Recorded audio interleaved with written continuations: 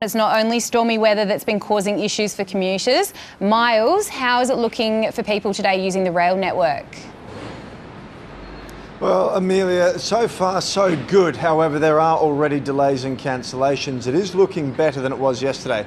I'm here in Bondi Junction, which is at the end of the T4 line, one of the suburban networks within the train network of Sydney. It was one of the worst impacted yesterday. There were wait times of up to 5 hours, which is almost unbelievable, really. Queues were snaking around Bondi Junction train station as people waited for replacement buses. However, those replacement buses, to replicate just one full train, you need about 20 full buses. So you can see the buses really, there's no way they can compensate for the delays. And the message from Transport for New South Wales and Sydney Trains has been to expect delays and a severely downgraded service today. There have been some cancellations this morning, as I've noted, but so far so good in terms of the actual flow of people. And as well, we haven't seen those huge queues snaking out here at Bondi Junction. However, we've not quite approached peak hour yet, so that could be a decisive factor. As for just how long this dispute may go on for, it is worth assessing that there's two industrial disputes going on right now. There's one with the Electrical Trades Union,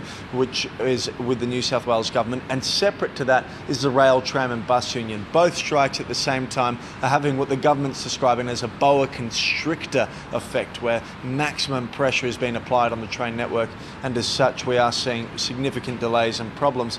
As for the Rail, Tram and Bus Union, who are locked in negotiations, I'm going to read to you now a short statement that they issued yesterday evening just to show how far the two parties are apart. They had a scathing assessment of the government where they said, "It is clear that the government's strategy is to drag this dispute out for longer than necessary in order to sway public opinions against the unions." Now, the Rail, Tram and Bus Union say they want to come back to the negotiating table with specific identities. Those are senior ministers within the government, including the Transport Minister, as well as the Premier of New South Wales, Chris Minns. Now, if those figures come to the table, they say they're more likely to get a deal. The government says they've put a new offer to the unions they should consider earnestly, and that they want their membership to at least take a vote on this 15% pay increase. The union's been asking for 32% and has also taken umbrage with a new detail of this deal, which is removing a safety protection the government says will modernise trains. They remain unconvinced in the union movement though. So Amelia, we're really in quite an intractable position here where problems seemingly far from their solution.